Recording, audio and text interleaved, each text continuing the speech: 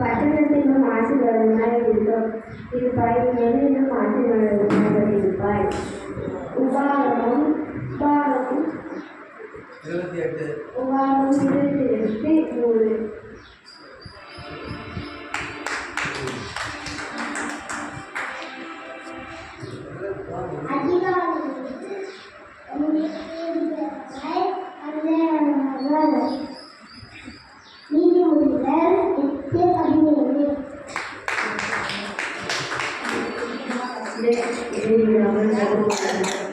ஸ்தோத்திரத்தோட கூடிய ஜெபத்தில் ஈடுபடுவாய். கொலோசியர் 4:2.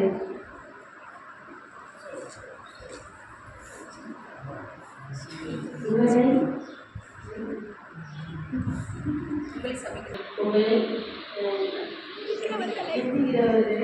ஜெபம் பண்ணுங்க.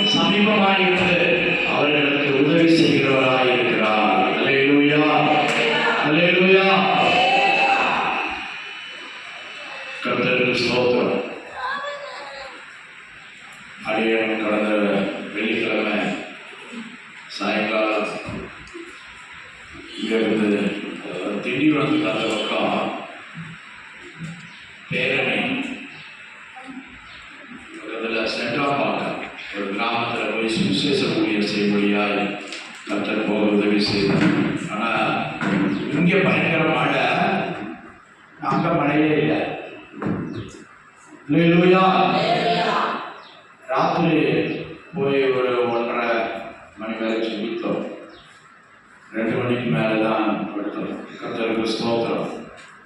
அடுத்த நாள் 1-2 கிராமங்களில் போய் சுவிசேஷம் அறிவித்தோம். அல்லேலூயா. அதுக்கப்புறம் சாயங்காலம் சுவிசேஷ கூட்டம். கர்த்தருடைய நாமம் மகிமைப்படலாம். மேகம் இருட்டி இருந்துச்சு, ஆனால் மழை பெய்யல. அல்லேலூயா. கர்த்தருக்கு ஸ்தோத்திரம். நாங்கள் போகும்போது இங்கே மழை ஆரம்பிச்சிச்சு, ஆனால் போக போக மழை நின்றுச்சு. கர்த்தருக்கு ஸ்தோத்திரம். கர்த்தர் பிரயாணங்களில் கூட இருந்தால் ஆயிரக்கணக்கான வாகனங்கள் போய்கொண்டு இருக்குது. இதுக்கு இடையில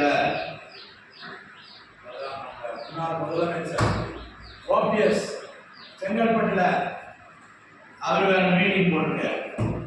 பார்த்தா வண்டி வாகனங்கள் வேணாம போகுது, குடிக்கட்டி வேன் போய்கிட்டே இருக்கு. ஆயிரக்கணக்கான வேன்கள். கர்த்தருக்கு ஸ்தோத்திரம். எவ்வளவு உற்சாகமா போறாங்க, சந்தோஷமா போறாங்க. எதுக்கு? இபிஎஸ் எடப்பாடி பழனிசாமி பார்க்கவும் அவருடைய வார்த்தையை கேட்கும். அவங்களுக்கு எப்படி கட்சி மீட்டிங்னா என்ன கொடுக்குறாங்க? ஒரு பாட்டு, செலவுக்கு காசு, ஒரு பிரியாணி போட்டலாம். எவனாவது சொல்லுவானா, அடே பிடிக்காதுங்களா, நல்லது இல்லைன்னு சொல்லுவானா? எந்த கட்சி காசால விடாது. போன வாரம் விஜய் அங்கே நடந்திருக்கு. சரி, கூட்டத்தை கூட்டுறாங்க. எப்படி கூட்டுறாங்க? காசு கொடுத்து கூட்டுறாங்க. கட்சிகளை பற்றி சொல்ல வரல, ஆனா யாராவது நல்ல காரியம் சொல்லி கொடுப்பாங்களா? பீச்சு குடிக்காதீங்க, தண்ணி அடிக்காதீங்க, தண்ணி அடிச்சுட்டு வராதீங்கன்னு சொல்லுவாங்களா? சொல்ல மாட்டாங்க. கர்த்தருக்கு ஸ்தோத்திரம்.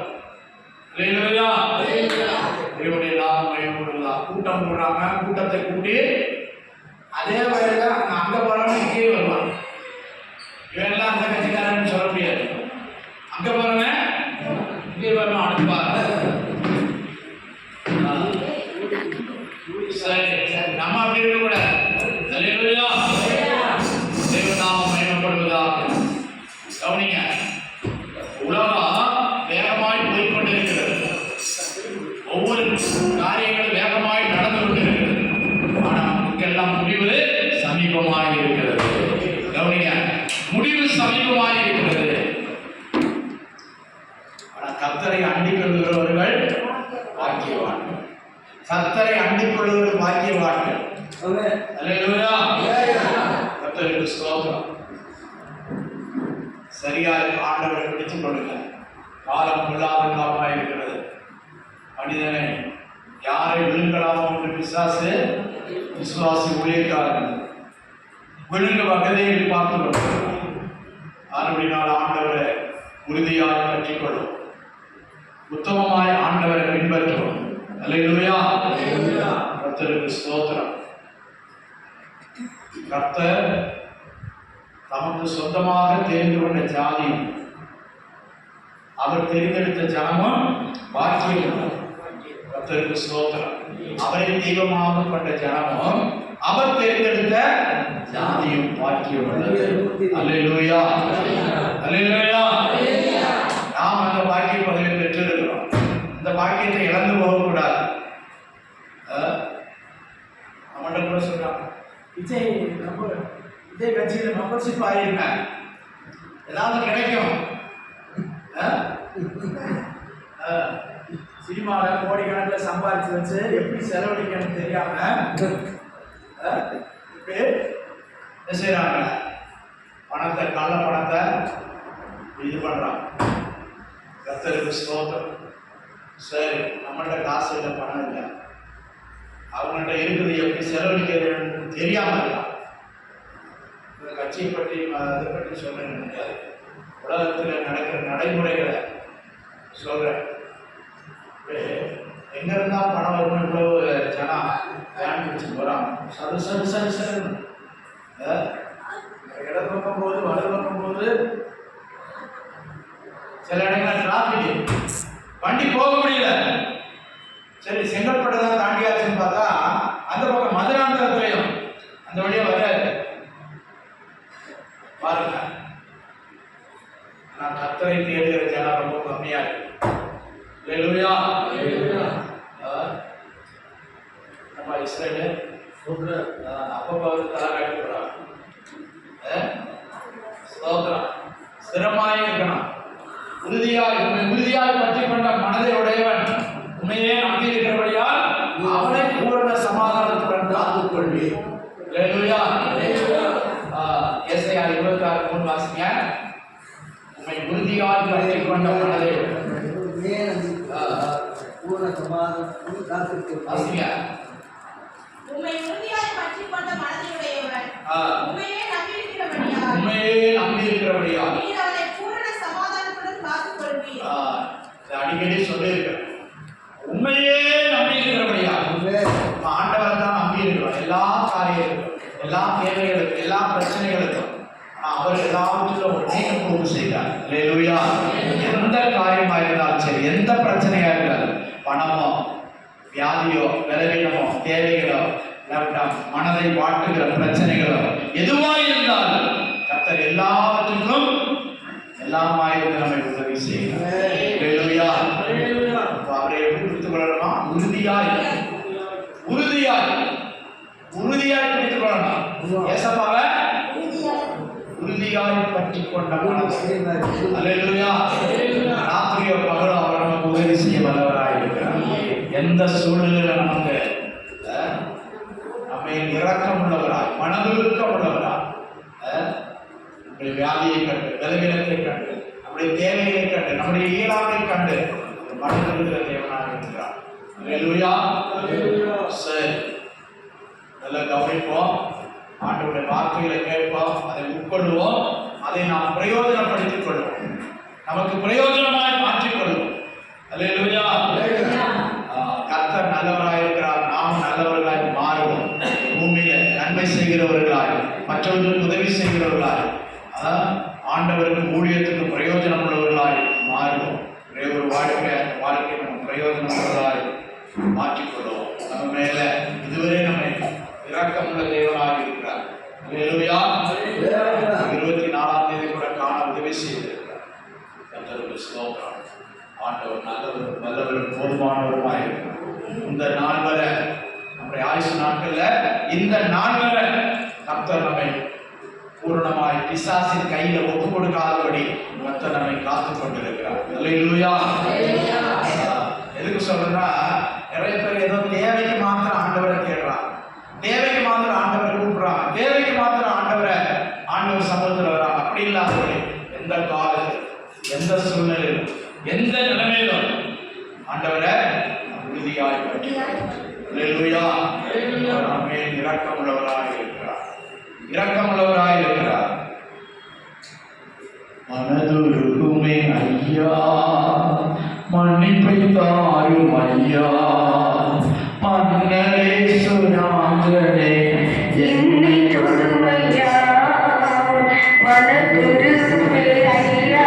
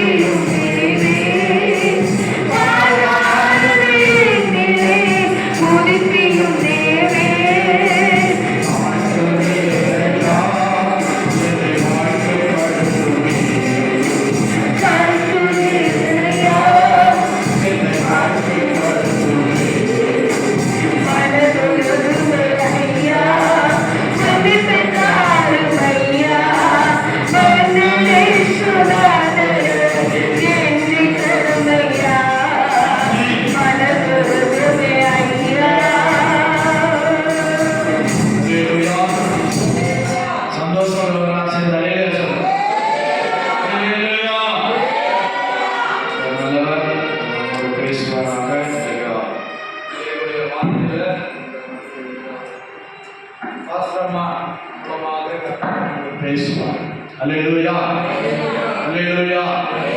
6 மணி 10:45 ஆகுது. 3/4 மணி நேரம் எடுத்துக்கொள்வோம். ஸ்தோத்திரம்.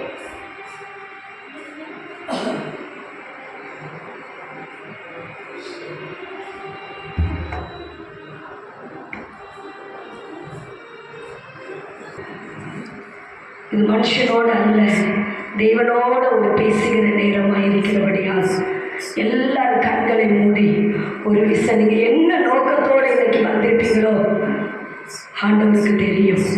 நீங்கள் என்ன ஏக்கத்தோடு இந்த இடத்துக்கு வந்திருக்கீங்கன்னு உங்களை அறிகிற ஒரு கர்த்தர் உண்டு. கண்களை மூடுவோமா, ஒரு விஷயம் நம்மை தாழ்த்துவோமா. ஆண்டவரே எனக்கு மனம் இறங்குங்கப்பா, என்னோடு நீங்கள் பேசுங்க ஆண்டவரே. பேசுகிறதுனால அல்ல, ஆவியானவர் இந்த இடத்துல வெளிப்படணும், ஆவியானவர் இந்த இடத்துல பேசணும். அப்பா, எத்தனை பிள்ளைங்க இன்னைக்கு ஏக்கத்தோட, கண்ணீரோட, தேவைகளோட, மனபாரத்தோட, சஞ்சலத்தோட இந்த இடத்துக்கு வந்திருக்கிறார்களோ எங்களுக்கு தெரியாது. ஆனால் கர்த்தர் இருதயத்தின் ஆழங்களை அறிந்திருக்கிற கர்த்தர் ஆண்டவரே, பிள்ளைகளுக்கு இந்த நாளில் நீங்கள் என்ன வார்த்தையை பேசணுமோ நீங்க பேசுங்க ஆண்டவரே. அப்போ உங்களுடைய நாம மட்டும் மகிமைப்படட்டும், பெரிய காரியங்களை செய்யுங்க. இயேசு மூலம் ஜெபிக்கிறோம் நல்ல பிதாவே, ஆமென் ஆமென். கர்த்தர் தாமே நம்மை ஆசீர்வதிப்பாராக. இந்த நாளிலேயும் கூட எதிர்பாராத நேரத்திலே கர்த்தருடைய வார்த்தையை கொடுக்கும்படியாய் கர்த்தர் இந்த நாளிலே ஒரு தருணத்தை கொடுத்திருக்கிறபடியால் உள்ளத்தின் ஆழத்திலிருந்து கர்த்தரை நான் மகிமைப்படுத்துகிறேன். எடுத்தவர்கள் வாசிப்போம். லூக்கா எழுதின சுவிசேஷம் 17ஆம் அதிகாரம் 12 நாம் வாசிப்போம் 19 வரை. லூக்கா எழுதின சுவிசேஷம் 17ஆம் அதிகாரம் 12ஆம் வசனத்திலிருந்து 19 வரை வாசிப்போம். அவர்கள் கிராமத்தில் பிரவேசித்த போது குஷ்ட ரோகமுள்ள மனுஷர்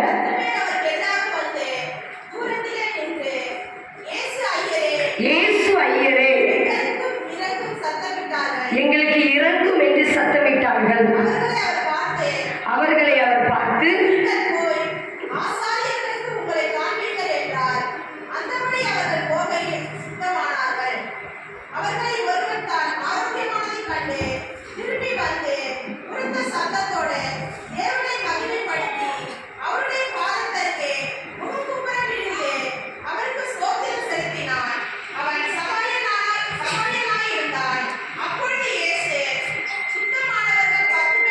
சுத்தமானவர்கள் 10 பேர் அல்லவா, மற்ற 9 பேர் எங்கே? வாசிங்க. தேவனை மகிமைப்படுத்துவதற்கு இந்த அந்நியனை ஒழிய மற்ற ஒருவனும் திரும்பி வர காணோமே என்று சொல்லி அவனை நோக்கி, நீ எழுந்து போ, உன் விசுவாசம் உன்னை ரட்சித்தது என்றார். போதும். அருமையான தேவனுடைய பிள்ளைகளே, இங்கே ஒரு சம்பவத்தை குறித்து நாம் பார்க்கிறோம். இயேசு ஒரு கிராமத்துக்குள்ளே அவர் கடந்து வருகிறார். அங்கே குஷ்ட ரோகம் உள்ள 10 பேர் அந்த இயேசு வருகிறதை கண்டு இயேசுக்கு எதிராக வராங்க. தூரத்தில் நின்றுட்டு இயேசு ஐயரே, எங்களுக்கு இறங்கும் என்று சொல்லி சத்தமிட்டார்கள். ஏன்னா தீராத ஒரு வியாதி, குஷ்ட ரோகம் என்று சொன்னால் ஊர்ல எல்லாராலும் ஒதுக்கப்பட்டு யாருமே அவங்கள ரொம்ப விரும்ப மாட்டாங்க. அவங்க கிட்ட நெருங்கி பழக முடியாது. அவங்க ரொம்ப தூரத்துல தான் நிற்பாங்க, யாருக்கிட்டையும் நெருங்கி வர மாட்டாங்க. ஒரு சில குஷ்டரோகம் அந்த நாட்கள் எல்லாம் ஊருக்கு புறமே தான் இந்த குஷ்டரோகிகளை ஒதுக்கி வைத்திருப்பார்களாம். அப்படிப்பட்ட ஒரு குஷ்டரோகிகள். அப்போ இவங்களுக்கு இயேசு இந்த கிராமத்துக்கு வருகிறாரு, நமக்கு எப்படியாவது இந்த இயேசு சுகம் கொடுப்பார் என்கிற ஒரு நம்பிக்கையோட அவங்க இந்த இடத்துக்கு வராங்க. ஆனா அங்க நடந்த ஒரு சம்பவத்தை பாருங்க. அவர்களை அவர் பார்த்து நீங்கள் போய் ஆசாரியருக்கு உங்களை காண்பீங்கள் என்றார். அந்தபடி அவர்கள் போகையில் சுத்தமானார்கள் அப்படின்னு போட்டிருக்கு. அவங்க போகும் பொழுதே அவர்கள் சுத்தமாயிட்டாங்க. இயேசுவை பார்த்த அந்த நிமிடத்திலே அவர்கள் சுத்தமாக்கப்பட்டார்கள். இப்போ பாருங்க, அவர்களிலே ஒருவன் ஆரோக்கியமானதை கண்டு திரும்பி வந்து முதலாவது அவன் உரத்த சத்தமிடுகிறான். பாருங்க, 2வது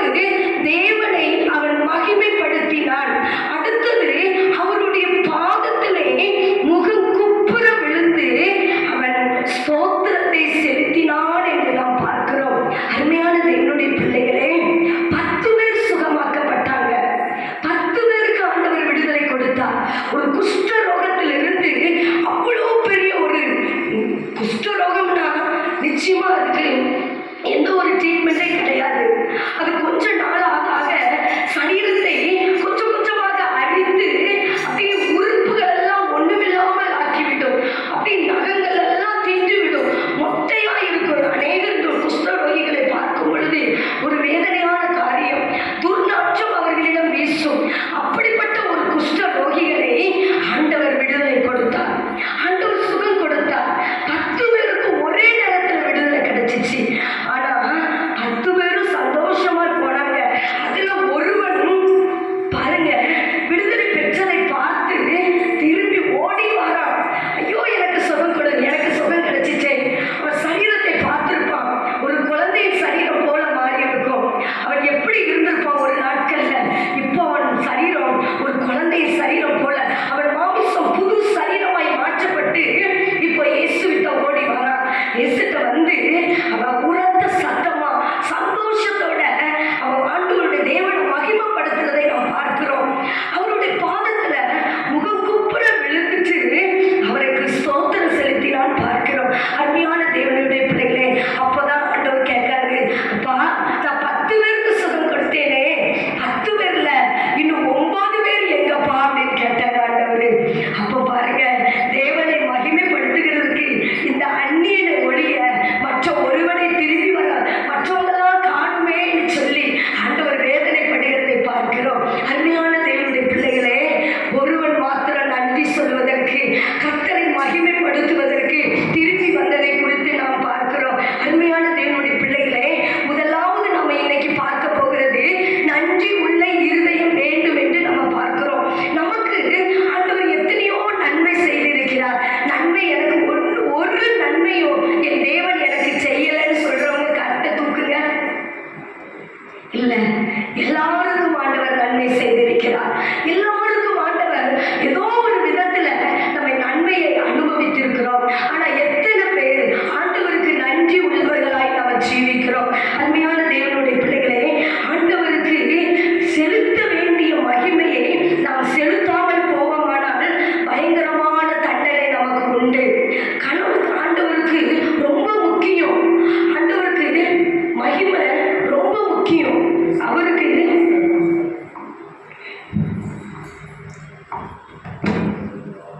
மகிமையை நம் ஆண்டவருக்கு அதிகமாய் செலுத்த வேண்டும். மகிமை ஆண்டவர் ரொம்ப கனத்தை எதிர்பார்க்கிறார்.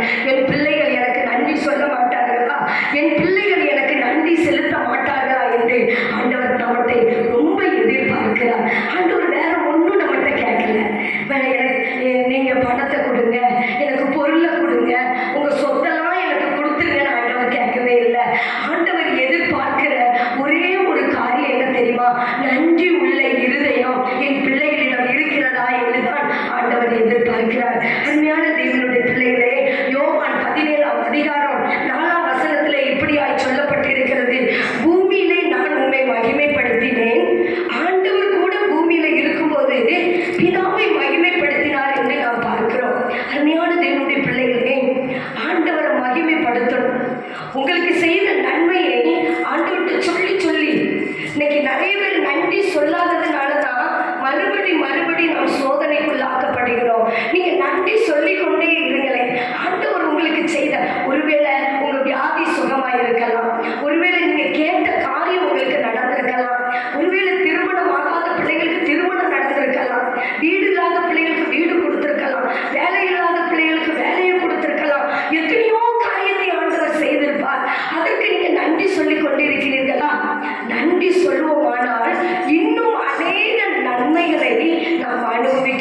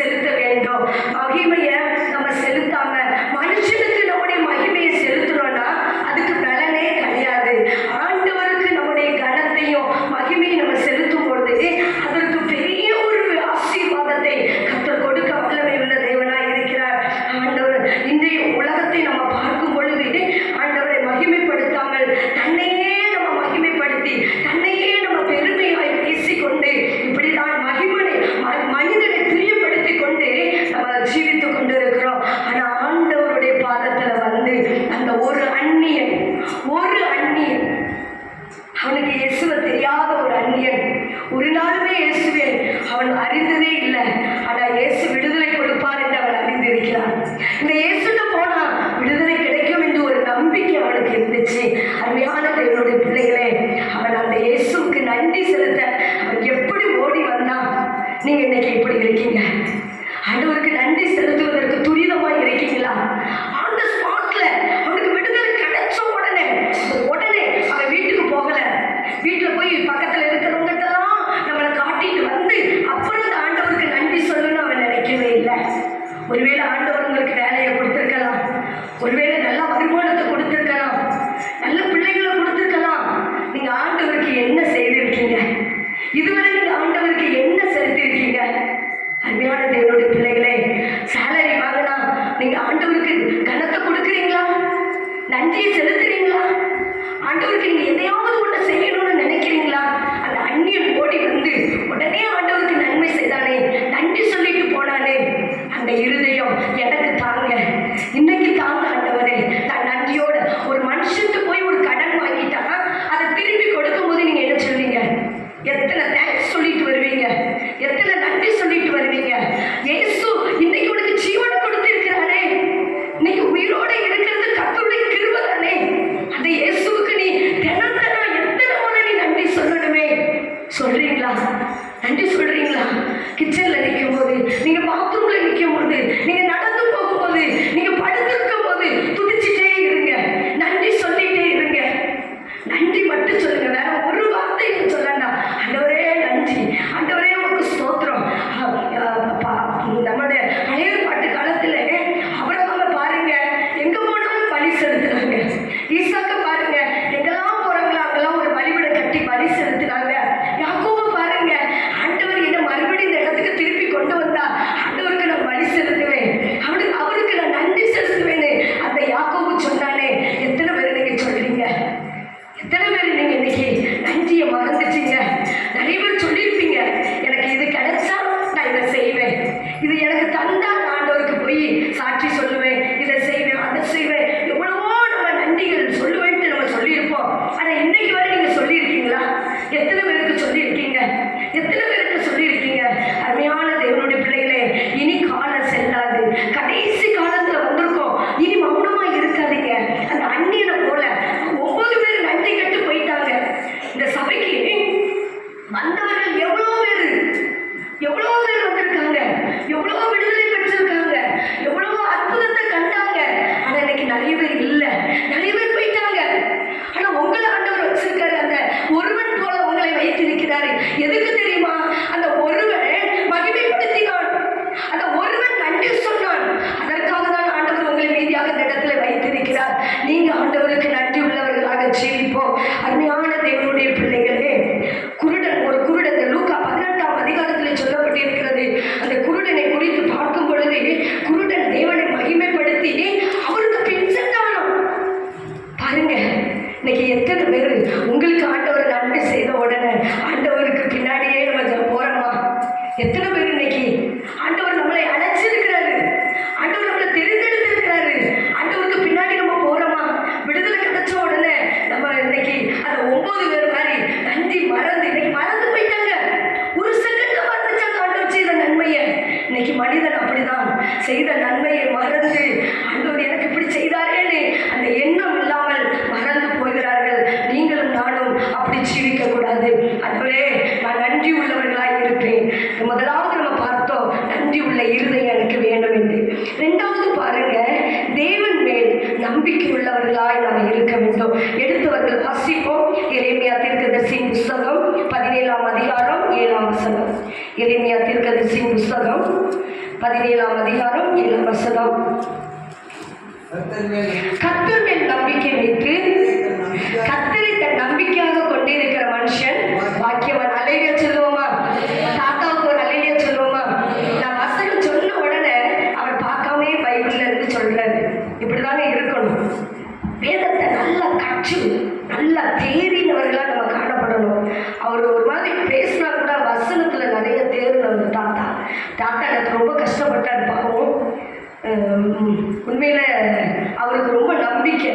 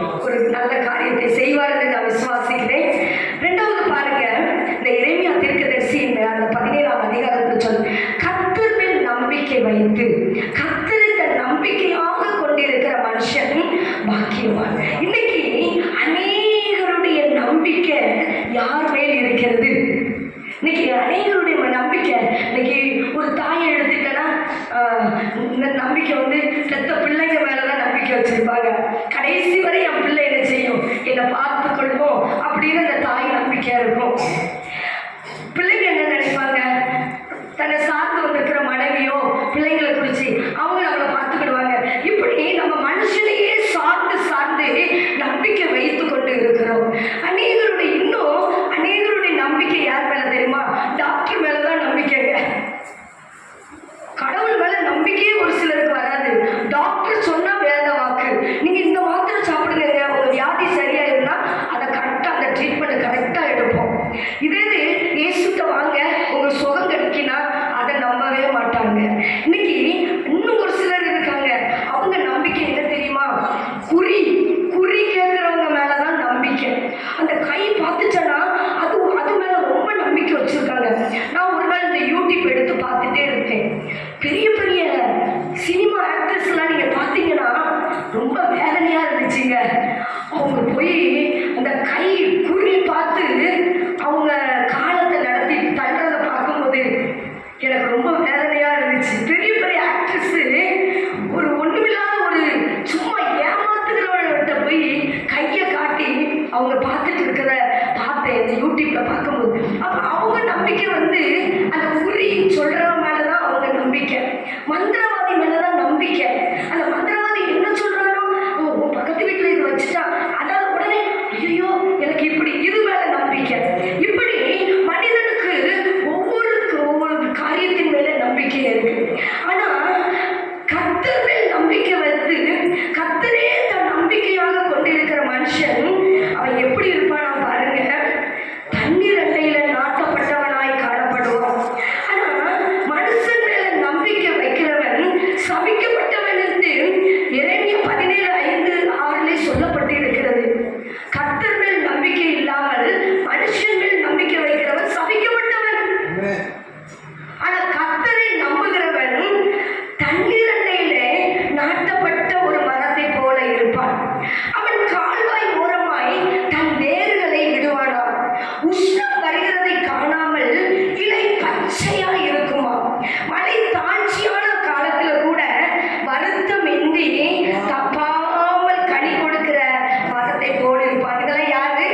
கர்த்தரை நம்புகிறவர்கள் அப்படி செழிப்பாய் இருப்பார்கள். ஆனா மனுஷனை நம்பி நீங்க வாழ்ந்தீர்கள் என்றால் ஒரு நாள் மனுஷன் உங்களை கைவிட்டுருவான். அது கொஞ்ச நாள் தான். நீங்க மனுஷனை நம்புனீங்கன்னா, மனுஷன் மேல நம்பிக்கை வச்சீங்கன்னா கொஞ்ச நாள்ல அவங்க உங்களை விட்டுட்டு போயிடுவாங்க, உங்களை கைவிட்டுருவாங்க. அது நிலையானது கிடையாது. ஆனா கர்த்தரை நீங்க பிடிச்சிட்டீங்கன்னா அவர் உங்களை சாவு வரையும் மரணம் வரையும் உங்க கையை விடவே மாட்டாரு.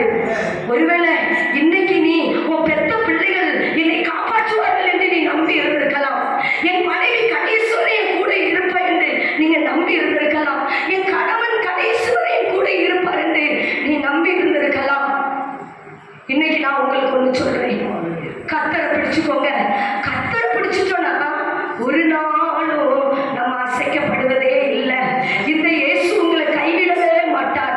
பிள்ளைங்க உங்களை கைவிட்டுரும், மனைவி உங்களை கைவிட்டுருவாங்க, உடன் பிறந்தவங்க கூட பிறந்தவங்க 2 நாள் உதவி செய். நீங்க உங்க கூட பிறந்தவங்க வீட்டுக்கு போனீங்கன்னா 2 நாள் உங்களுக்கு உதவி செய்வாங்க. 3ஆம் நாள் என்ன செஞ்சிடும்? சலிப்பாயிரும். இவன் எப்போ போவான்னு நினைப்பாங்க. கொஞ்ச நாள் தான் அதோடைய அன்பெல்லாம் மாறி போயிடும். ஆனா கர்த்தர் மேல நம்ம நம்பிக்கை வைத்திருப்போமானால் அது ஒரு நாளும் மாறி போகாத அன்பு. ஹல்லேலூயா, ஹல்லேலூயா. அருமையான தேவனுடைய பிள்ளைகளே, கர்த்தரை சார்ந்து கொள்ளுங்க. 1 தீமோத்தேயு 4:10 சொல்லப்பட்டிருக்கிறது, ஜீவனுள்ள தேவன் மேல் நம்பிக்கை உள்ளவர்களாய் இருக்க வேண்டும். அதே தீமோத்தேயு 6:17 நிலையற்ற ஐஸ்வர்யத்தின் மேல் நம்பிக்கை வைக்காமல் சகலவித நன்மைகளை கொடுக்கிற ஜீவனுள்ள தேவன் மேல் நம்பிக்கை வைக்க வேண்டும் என்று அந்த தீமோத்தேயு சொல்லுகிறதை நாம் பார்க்கிறோம். இன்னைக்கு அநேகருடைய நம்பிக்கை ஐஸ்வர்யத்தின் மேல, அழிந்து போகிற பொருட்கள் மேலதான் இன்னைக்கு மனிதன் நம்பிக்கை வைத்துக் கொண்டிருக்கிறான். அசையாத ஒரு ராஜ்யம் நமக்காக ஒரு தேவன் வைத்திருக்கிற அப்படிப்பட்ட பரலோக ராஜ்யத்தின் மேல, ஆண்டவர் மேல நீங்க நம்பிக்கை வைத்தீங்கன்னா நிச்சயமாய் நீங்க அசைக்கப்படவே மாட்டீங்க. உங்களை யாரும் அசைக்கவே முடியாது. கர்த்தரை பிடிச்சு கொள்ளுங்க, கர்த்தரை பிடிச்சு கொள்ளுங்க. எசேக்கியா ராஜா பாருங்க, இஸ்ரவேலின் தேவனாகிய கர்த்தர் மேல வைத்த நம்பிக்கையில் அவனுக்கு பின்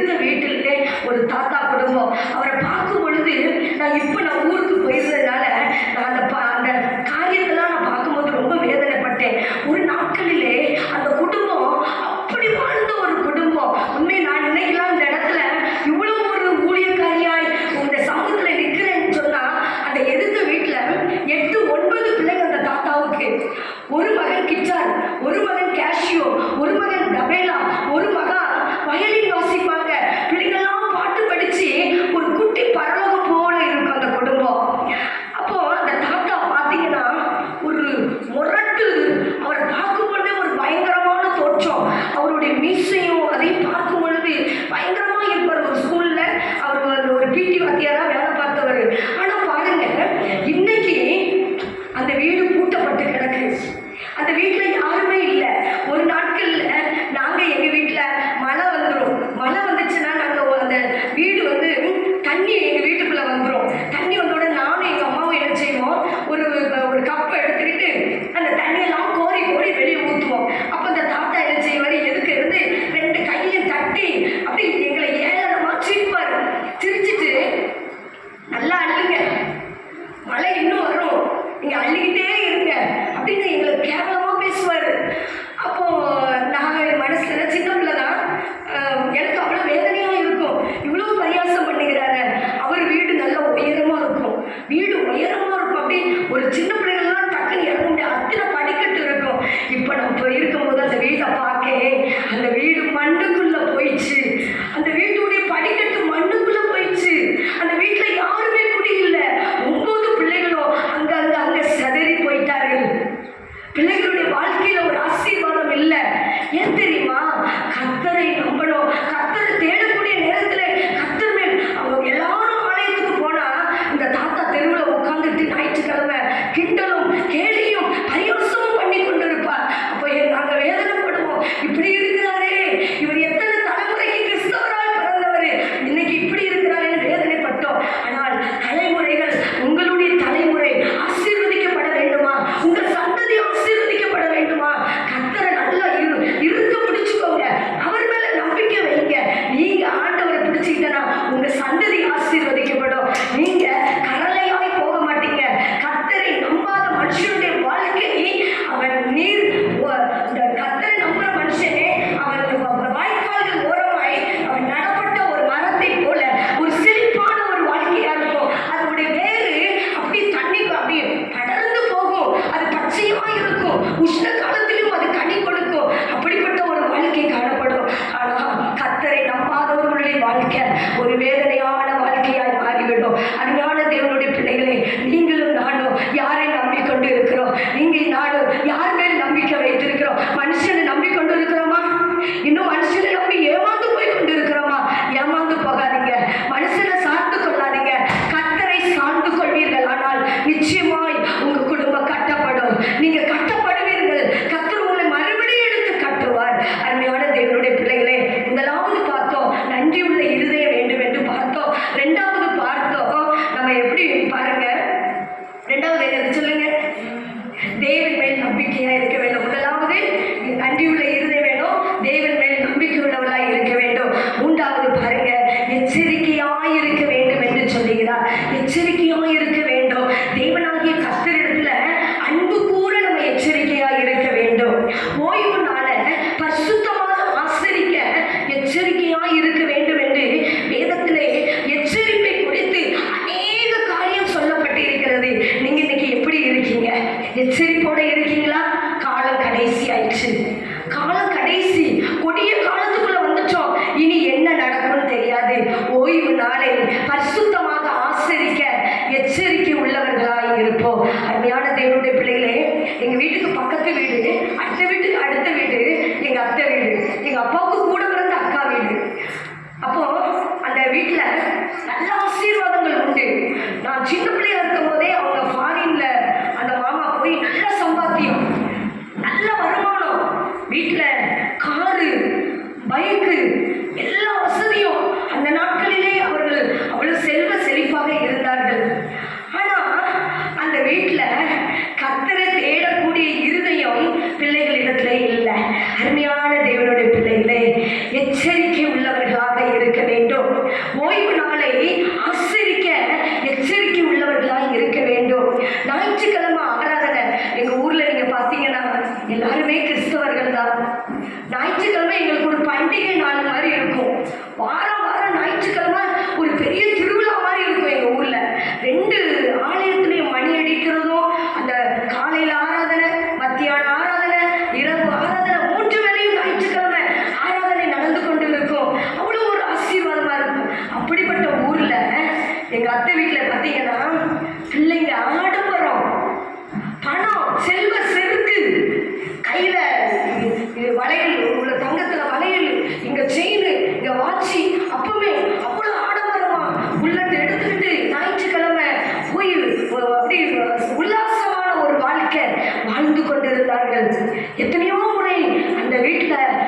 வயதானவர்கள் சொல்லுவாங்க, ஞாயிற்றுக்கிழமை ஆலயத்துக்கு போகணும்ப்பா, இப்படி ஒரு ஞாயிற்றுக்கிழமை இருக்கக்கூடாதுன்னு சொன்னா அல்ல கத்துனா.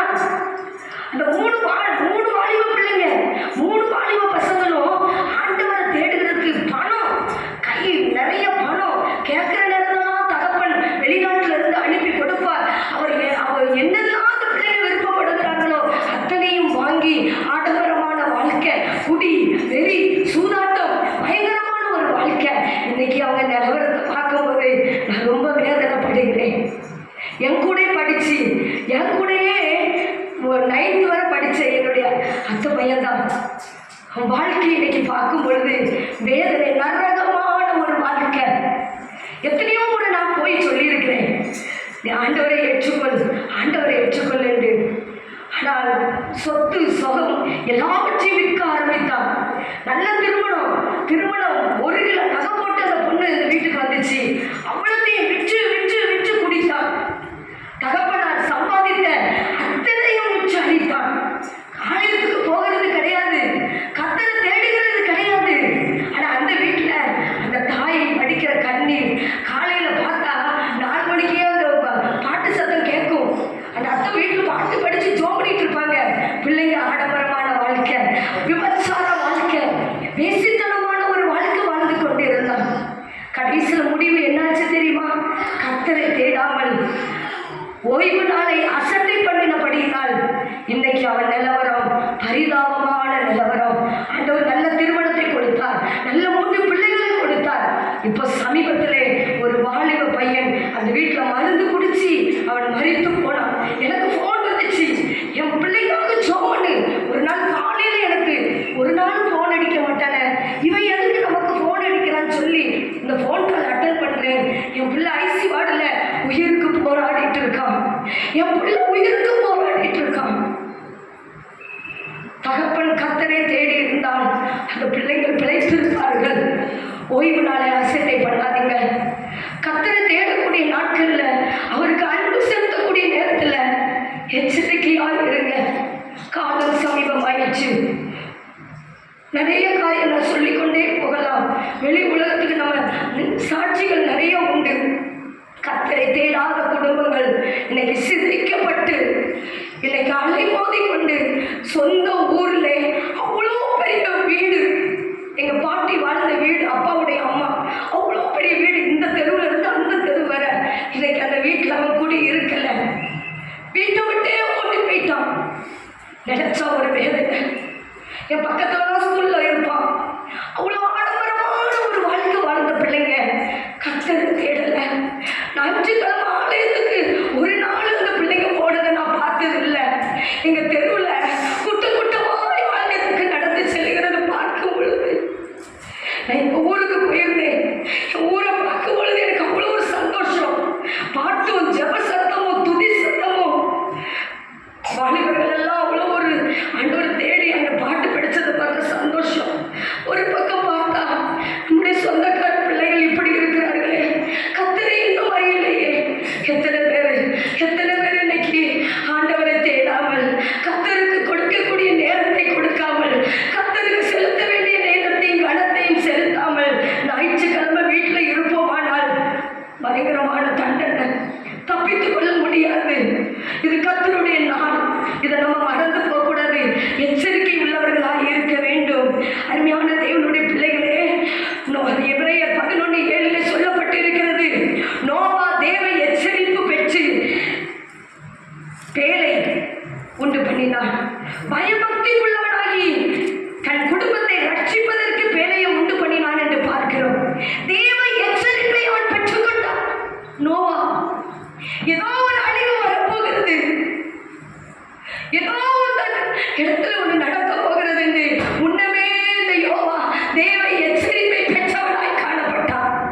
அருமையான தேவனுடைய பிள்ளைகளே, எத்தனை நாட்கள் அவன் போய் சொன்னான், எத்தனை ஆண்டு காலமாய் தன்னுடைய சொந்த பந்தங்களுக்கு போய் இயேசுவின் சுவிசேஷத்தின் அன்பை பற்றி அந்த நோவா சொன்னான்.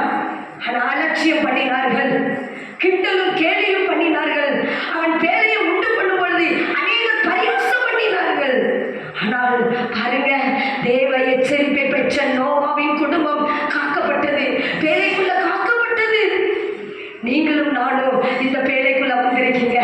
இன்னைக்கு இந்த பேழைக்குள்ள வந்திருக்கீங்க. கடைசி காலம். யாரும் இப்படிப்பட்ட ஒரு பெரிய ரட்சிப்பை இழந்து போயிடாதீங்க. உங்க சொந்தங்களுக்கு சொல்லுங்க. இன்னும் ரட்சிக்கப்படாதவங்களுக்கு சீக்கிரமா போய் சொல்லுங்க. நான் போனேன் இந்த 3 நாள் எங்க ஊர்ல, நான் பிறந்து வளர்ந்த ஊர்ல வருஷத்துக்கு ஒரு தடவை தான் நாங்க போவோம். நான் எப்பவும் அதிகமா ஊருக்குள்ள நாங்க போக மாட்டோம். வருஷத்துல ஒரு தடவை அந்த பண்டிகை நடக்கிறதுக்காக நான் ஒரு சந்தோஷமா இருக்கும். நம்ம பிறந்து வளர்ந்த ஊருன்னு போவோம். அநேகருக்கு சுவிசேஷத்தை சொல்லும்படியா, அநேகர் எங்க வீட்டுக்கு யாரெல்லாம் எங்களை பார்க்க வந்தாங்களோ இயேசப்பாவை ஏற்றுக்கொள்ளுங்க. நீங்க ஆலயத்துக்கு போறீங்க, ஆனா மெய்யானதை இயேசுவை ஏற்றுக்கொள்ளுங்கன்னு அநேகருக்கு சொல்ல கர்த்தர் கிருபை செய்தார். அருமையான தேவனுடைய பிள்ளைகளே, ஆண்டவருக்கு கனத்தை செலுத்துவோம். நன்றி உள்ள இருதயத்தோடு நம்ம காணப்படுவோம். ஆண்டவரோடு எப்பவும் நம்முடைய இருதயம் நன்றி உள்ள இருதயமாய் நம்ம காணப்பட வேண்டும். தேவன் மேல் நம்பிக்கை உள்ளவர்களாய் இருக்க வேண்டும். எச்சரிக்கையாய் நம்ம வாழ வேண்டும். எச்சரிக்கையாக இருக்க வேண்டும். கர்த்தரை தேடக்கூடிய நேரத்தில் அசட்டையாய் ஓய்வு நாளை யாரும் அசட்டை பண்ணாதீங்க. இது கர்த்தருடைய நாள்ல வீட்டுல இருக்காதீங்க. இன்னைக்கு அநேகர் வரல. அதெல்லாம் நாங்கள் ரொம்ப போராடி ஜெபிச்சோம். நேற்று ரொம்ப நேரமா நாங்கள் எல்லாரும் போராடி ஜெபிச்சோம். ஒரு சேர் கூட காலியா இருக்கக்கூடாது, போராடி ஜெபித்தோம். ஆனா இன்னைக்கு அநேகர் வரலையே. இன்னைக்கு அநேகர் வீடுகளில் என்ன காரணமோ தெரியாது. ஆனால் இயேசு சீக்கிரம் வரப்போகிறார். இயேசு சீக்கிரம் வரப்போகிறார். அன்றைக்கு இந்த கதவு அடைக்கப்படும். ஆலயத்தின் கதவு அடைக்கப்படும். அவர் வந்துட்டானா அவருடைய பிள்ளைகளை அவர் அழைத்து செல்வார். நோவாவையும் அவன் பிள்ளை குடும்பத்தையும் பேழைக்குள்ள விட்டு ஆண்டவரே கதவை அடைச்சிட்டாரு.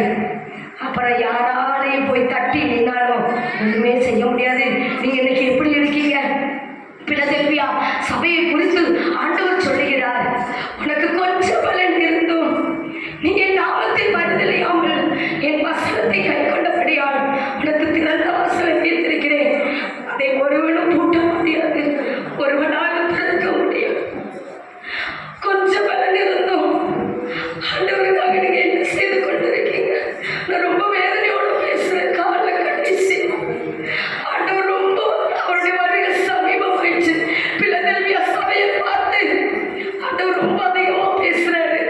லவோதிக்கேயா சபையை பார்த்து கர்த்தர் சொன்னாரு, நீ ஆனதும் இல்லாமல் குளிரும் இல்லாமல் இருந்தால் உன்னை நான் வாந்தி பண்ணி போடுவேன் என்று ஆண்டவர் சொன்னார். இன்னைக்கு எப்படி நிலவரத்துல இருக்கீங்க? உங்களை பார்க்கும்போது நான் ரொம்ப வேதனைப்படுறேன். ஆலயத்தை கர்த்தர் தந்திருக்க ஒரு நாட்கள்ல அழைச்சு திரிஞ்சோம். நீங்களும் எங்களோட அழைச்சிங்க. இதுல இருக்கிறவங்க எங்களோட நீங்க எங்கெல்லாம் நாங்க போனோமோ அங்கெல்லாம் அழைச்சு திரிஞ்சவங்க இருக்கீங்க. இன்னைக்கு ஆண்டவர் நமக்கு ஒரு ஆலயத்தை தந்திருக்கிறாரு. ஆலய கதவு திறக்கப்பட்டு கிடக்குது. ஜெபிங்க. திறந்த வாசலை கர்த்தர் வைத்திருக்கிறார். எனக்கு கொஞ்சம் பலன் இருந்தோம் உங்க வசனத்தை கை கொண்டபடியா, உங்கள் மறுதலையாமல் வசனத்தை கை கொண்டபடியா திறந்த வாசலை வைத்திருக்கிறேன் சொல்லியிருக்கிறாரே. காலம் சமீபம் ஆயிடுச்சு. கர்த்தருடைய வருகை சமீபம். சீக்கிரமா இயேசு வரப்போகிறார் சொல்லிக்கொண்டே இருக்கிறாரு. உலகத்துல நடக்கிற சம்பவங்களை பார்க்கும் பொழுது நீங்களும் நானும் இவ்வளவு சுகமாய் ஆராதிக்கிறோம். வட மாநிலத்துல போய் பாருங்க. இப்போ ஒரு டீம் போயிட்டு வந்தாங்க, சத்தீஸ்கர் போயிட்டு வந்தாங்க. அவங்க சொன்ன சாட்சியை கேட்கும் போது நீங்களும் நானும் ஒரு அழகான கூரைக்குள்ள உட்கார்ந்து கர்த்தரை ஆராதிக்கிறோம். ஆராதிக்கிற ஆலயம் இல்லை, மரத்தடியில் ஆராதிக்க முடியல, ஒளிவு இடத்துல ஆராதிக்க முடியல. பிடிச்சு கொண்டு போறாங்க போலீஸ். சிறச்சால வாழ்க்கை வாழ்ந்துட்டு இருக்கு எத்தனை மிஷினரிகள். அவங்களாம் ஒண்ணு இல்லாமையா, படிப்பு இல்லாமையா, அந்தஸ்து இல்லாமையா, பிள்ளைங்கள் இல்லாம, குடும்பம் இல்லாமையா, எல்லாத்தையும் விட்டுட்டு ஆண்டவருக்காக ஓடி போனார்களே. இன்னைக்கு அவங்க எவ்வளவு பாடுபடுறாங்க. ஒரு ஞாயிற்றுக்கிழமை ஆண்டவருக்கு ஒதுக்க முடியல. நம்ம சரியான நேரத்துல கர்த்தருடைய சமூகத்துல இருக்க முடியலையே. ஆண்டவர் எவ்வளவு வேதனைப்படுவாரு. உங்களுக்கு எவ்வளவு சுகத்தை கொடுத்திருக்கிறாரு, ஒரு நல்ல வாழ்க்கையை கொடுத்திருக்கிறாரு, நல்ல குடும்பத்தை கொடுத்திருக்கிறாரு. நம்ம ஆண்டவருக்கு நன்றி உள்ளவர்களாய் ஜீவிப்போம். 10 குஷ்டரோகி வந்தாங்க. கடைசியில ஒருத்தர் மாத்திரம் நன்றி சொல்ல வந்தான். ஒருத்தர் மாத்திரம் நன்றி சொல்ல வந்தான். இன்னைக்கு அந்த ஒருத்தனாய் நம்ம வந்திருக்கிறோம். நன்றியின் ஒருவன் மாத்திரம் கர்த்தருக்கு மகிமையை செலுத்தினார். அவருடைய பாதத்தில் விழுந்து உரத்த சத்தம் விட்டு மகிமையை செலுத்தினார். அருமையான தெய்வ பிள்ளைகளே, இன்னைக்கு நீங்க சும்மா வரல, ஏதோ வேடிக்கை பார்க்கறதுக்கு வரல. ஆண்டவருக்கு மகிமை செலுத்த வந்திருக்கீங்க. ஆண்டவருக்கு நன்றி பலியை செலுத்த வந்திருக்கீங்க. உங்களுக்கு செய்த நன்மை ஆண்டவருக்கு அவருக்கு நன்றி சொல்லும்படியாய் வந்திருக்கீங்க. ஆகையினால நம்பிக்கை உள்ளவர்களாய், ஆண்டவர் மேல நம்பிக்கை உள்ளவர்களாய், எச்சரிப்பு உள்ளவர்களாய், அவர் மேல நன்றி உள்ள இருதயத்தோட ஜீவிப்போமானால் நிச்சயமாக இயேசு வருகிற நாளிலே அவர் நமக்கு ஒரு பெரிய கிரீடத்தை கொண்டு வருகிறார். அது வாடாத ஜீவ கிரீடம், அது மாறி போகாத ஒரு கிரீடம், அது ஒரு மகிமையான ஒரு கிரீடம். உங்க கிரீடத்தை யாரும் பறித்து கொள்ளாதபடிக்கு, உன்னுடைய கிரீடத்தை யாரும் எடுத்துக்கொள்ளாதபடிக்கு எச்சரிக்கையாக இருந்து அந்த கிரீடத்தை பெற்றுக்கொள்ளணும். அந்த கிரீடத்தை நான் பெற்றுக்கொள்ளணும். கேளுங்க, இன்னைக்கு ஒரு நிமிஷம் கண்ணை மூடுவோமா? ஒரு நிமிஷம் கண்ணை மூடுவோமா? ஆண்டவரே, நான் அந்த கிரீடத்தை பெற்றுக்கொள்ளணும்ப்பா. நான் அந்த கிரீடத்தை இன்னைக்கு பெற்றுக்கொள்ளணும் ஆண்டவரே. இந்த உலகத்துக்காக ஓடுனது போதும் ஆண்டவரே. இந்த உலகத்துக்கு வாழ்ந்தது போதும் ஆண்டவரே. ஒரே ஒரு வாழ்க்கை, ஒரே ஒரு வாழ்க்கை இயேசுவுக்காக ஒப்பு கொடுப்போமா? ஒப்பு கொடுப்போமா? ஆண்டவரே, என்ன அர்ப்பணிக்கிறேன் ஆண்டவரே, என்ன அர்ப்பணிக்கிறேன் ஆண்டவரே. அந்த கிரீடத்தை நான் பெற்றுக்கொள்ளணும். எனக்கு பதிலாக யாரும் பெற்றுக்கிடணும்ப்பா. நான் எவ்வளோ பாடுபட்டுட்டப்பா, எவ்வளோ வேதனை வழியாக கடந்து வந்துட்டப்பா. கடைசி அந்த கிரீடத்தை நான் பெற்றுக்கொள்ளாமல் போய்விடாதப்பா. நான் பெற்றுக்கொள்ளத்தக்கதாய் ஓடுவேன் ஆண்டவரே. அந்த ஆண்டவரே, ஒரு அந்நியனை போல நான் ஓடுவேன் ஆண்டவரே. உங்களுடைய சமூகத்தில் விழுந்து கடப்பேன் ஆண்டவரே. உங்களுடைய பாதத்தில் விழுந்து மகிமையை செலுத்துவேன் ஆண்டவரே. ஆமென் ஆண்டவரே. என் ஆண்டவரே, எனக்கு எத்தனை நன்மை செஞ்சிருக்கீங்க ஆண்டவரே. நான் நன்றி உள்ளவளாய் ஜீவிப்பேன் ஆண்டவரே. நான் நன்றி உள்ளவனாய் ஜீவிப்பேன் என்று இன்னைக்கு ஒரு வாக்கு கொடுங்க. ஆண்டவருடைய சமூகத்தில் ஒப்பு கொடுங்க. உங்க இருதயத்தை ஆண்டவருக்கு ஒப்பு கொடுங்க. கர்த்தர் பெரிய காரியங்களை செய்வாராக. ஆமென் ஆமென். அப்படியே எழுந்திருப்போம். எழுந்து ஆண்டவருக்கு ஒப்பு கொடுப்போம். அந்த ஒரு குஷ்டரோகி தன்னை ஒப்பு கொடுத்தான். திரும்பி வந்தான். நீ திரும்பி வா, உன் நிலைமையிலிருந்து திரும்பி வா, உன் நிலைமையிலிருந்து திரும்பி வா. கர்த்தர் உன்னை நேசிக்கிறார். உன் அறியாமல் இருந்த உன் குறை உள்ள வாழ்க்கையிலிருந்து திரும்பி வா, திரும்பி வா. கர்த்தர் உன்னை எச்சரிக்கிறார். ஹல்லேலூயா, ஹல்லேலூயா. நீ என்ன நிலைமையிலிருந்து விழுந்தாய் என்பதை நினைத்து மனம் திரும்பி அனுதாபப்படு. உன்னுடைய அசதிகள், உன்னுடைய விசாரங்கள், உன்னுடைய சோம்பல்கள் எல்லாவற்றையும் விட்டு திரும்பி வா. கர்த்தருக்கு நன்றி செலுத்து. அவருடைய பாதத்தில் விழு. அவன் திரும்பி வந்து ஆண்டவரை மகிமைப்படுத்தினான். அவருடைய பாதத்தில் முகமுழுப்ப விழுந்தான். ஹல்லேலூயா, ஹல்லேலூயா. அப்படிப்பட்ட பாக்கியத்தை பெற்றுக்கொள். அவனே சமாதானத்தோட, சந்தோஷத்தோட, ஆசீர்வாதத்தோட திரும்பி சென்றான். 9 பேர் நன்றியாளர்களாய் மாறினார்கள். அப்படி நீ இருக்க வேண்டாம். இதுவரை வாழ்ந்த வாழ்க்கை வேண்டாம். ஒரு தீர்மானம் செய். கண்கள் மூடி ஆண்டவருக்காக ஒப்புக்கொடு, ஒப்புக்கொடு. சும்மா ஏனோதானு இருக்காத. ஒரு கிறிஸ்தவ வாழ்க்கை, ஒரு நம்பிக்கை உள்ள வாழ்க்கை, ஒரு திட விசுவாசம் உள்ள வாழ்க்கை. ஏதோ வாழ்ந்தோம், போனோம், ஞாயிற்றுக்கிழமை போனோம், ஆராதித்தோம், பிரசங்கம் கேட்டோம், காணிக்கையை போட்டோம், அதோட முடியல. உள்ளத்தின் ஆழத்திலிருந்து ஆண்டவருக்கு தீர்மானம் செய்யும். ஆண்டவரே, இந்த வாழ்க்கையில நீ என்ன சுத்தம் வைத்திருக்கிறப்பா? பவுலப்போஸ்தலன் கேட்டது போல கேளு. நான் என்ன செய்ய நீ சுத்தமாய் இருக்கிறப்பா? உன் வேலையை நம்பி இருக்காத, உன் வருமானத்தை நம்பி இருக்காத, உன் வேலையை நம்பி இருக்காத. கர்த்தரை நம்பு. கர்த்தரை நம்புகிறவனோ செழிப்பான், செழிப்பான். நிறைய பேர் கடனை வாங்குறாங்க, செழிப்பு இல்லை. ஆண்டவரே, என்னுடைய வாழ்க்கையில் செழிப்பு இல்லாததுக்கு காரணம் என்ன ஆண்டவரே? காரணம் என்ன ஆண்டவரே? இன்னும் நான் உனக்கு பிரியமாய் வாழப்பா. இன்னும் கிட்டி சேரவில்லை ஆண்டவரே.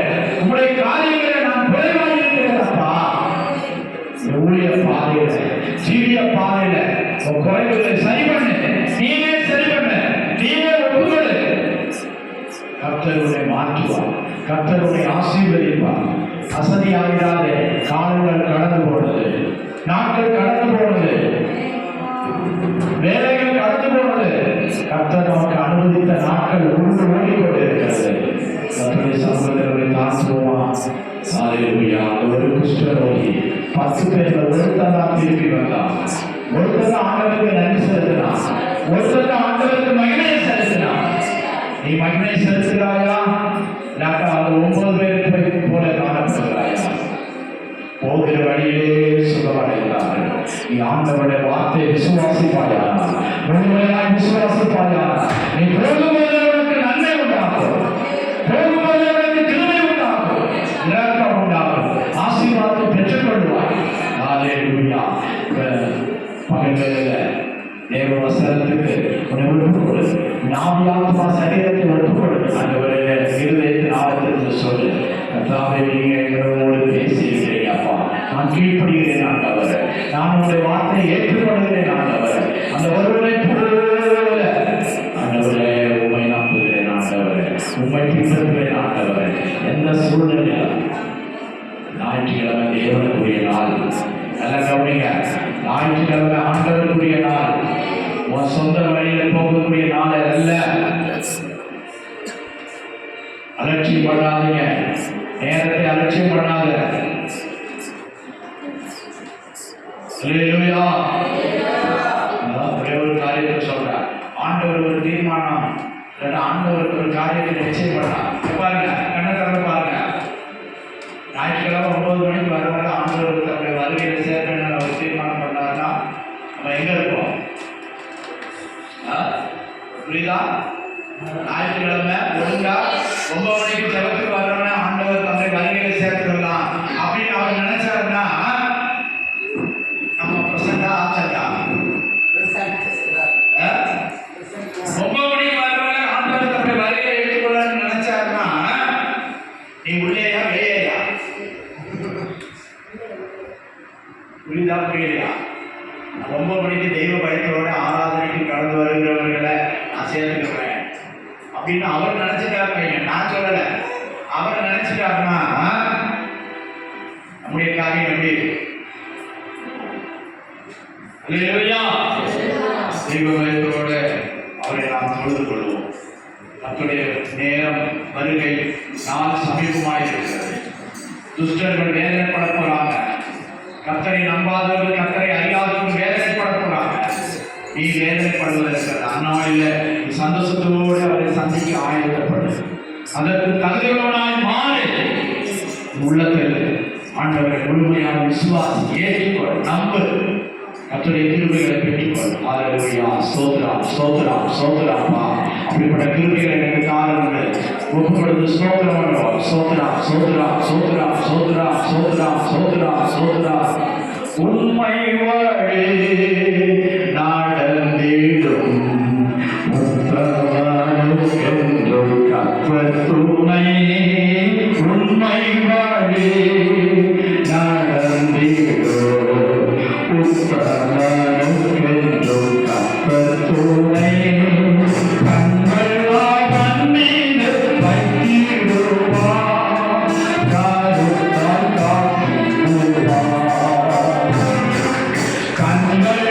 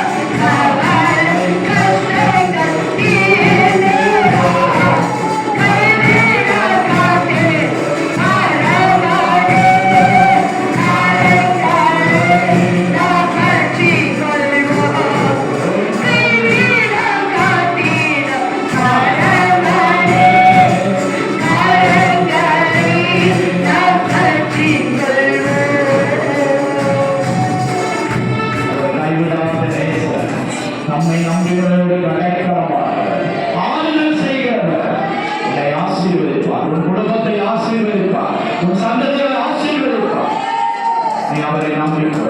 நீ அவரை மாத்திரம் நம்பு. மனுஷன் மேல் நம்பிக்கை வைக்காதே.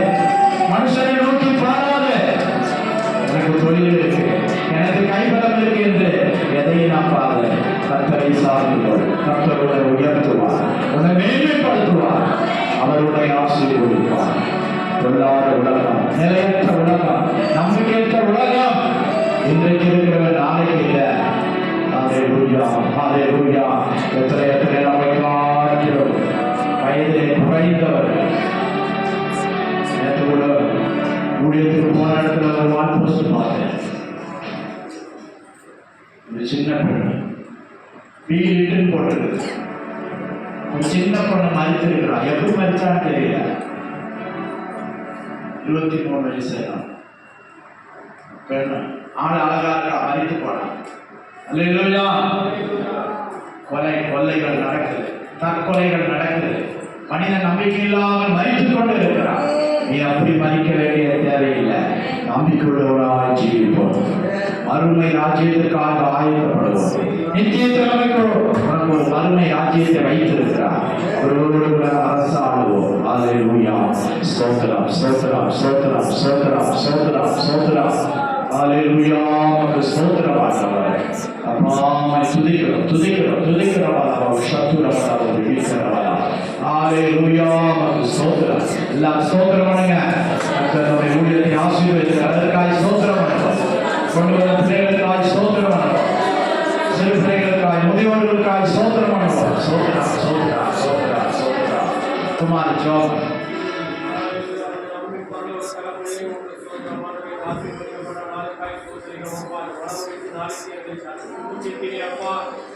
ஜீவனை தந்தைகளை பாதுகாத்த அப்பா, என்னுடைய ஜீவனோட தேவனை ஆராய்ச்சி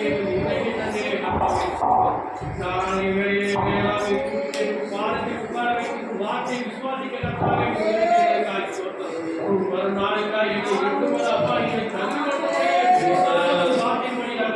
ஜீவித்து அப்பா மரணம் பரவலுக்கும் காணாடை தேடி வர கருத்துகளுக்கு உதவி செய்கிறார்கள். இதுவரையும் எங்களை காத்திர இந்த வேகம் இன்னும் எங்களை காத்து வழிநடத்தும்படியாக சோதரிக்கிறோம். மக்களை பகலிலே வேலை சமூகமாக இறைவனை அக்னி சமூகமாக நடத்தி கொண்டு போகிறோம். எங்களையும் இந்த கடந்த பாதையை அப்பா நீர் பகலிலே நீர் வேலை சமூகமாய் அக்னி சமூகமாய் ஒவ்வொரு பிள்ளைகளும் முக்கியமாய் அப்பா ஒவ்வொரு பிள்ளைகளும் ஆசீர்வதித்து இதனால் வரைக்கும் பாதுகாத்து நடத்தி அந்த பரவல ராஜ்யத்தில் வரைக்கும் எங்களை ஆயத்தப்படுத்தி வைத்திருந்தால் முக்கியமாக ஒரு பணி முக்கியமாக எடுத்துக்கொண்டு அப்பா சொன்னோம். கர்த்தர் நல்லவர் விசுவாசிகளை சொல்றதுக்கு கர்த்தர் எங்களை ஒவ்வொருத்தையும் பலப்படுத்த முடியாது. சோதரிக்கிறோம் அப்பா. நீ வருவதால் தாமதிதான் அப்பா ஜீவன் இந்த ஜீவன் ஒவ்வொரு இருக்கோம். கர்த்தரை உதவி செய்வார்கள் தெரிவிக்கிறோம். கர்த்தாவை இதுவரையும் உங்களை பாதுகாத்து ஜீவனை நோக்கி தேவையை சந்தித்து பாதுகாத்து முடிக்க வேண்டிய ஆசீர்வதித்து கர்த்தரை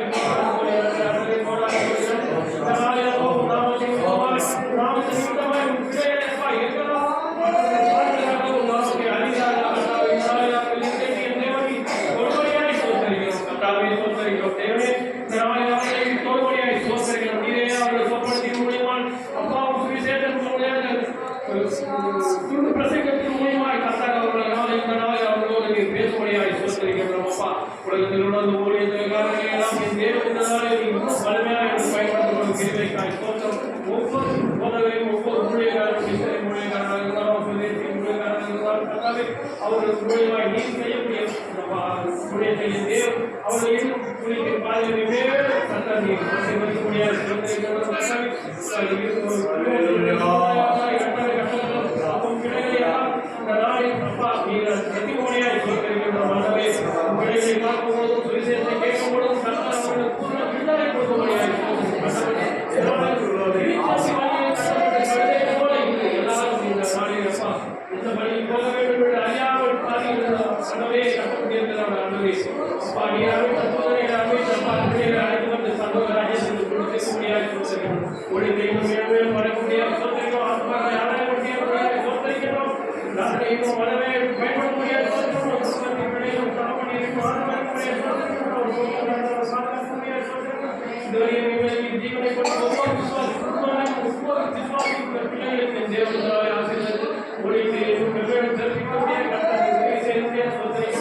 இதே இதுவரையும் காட்டி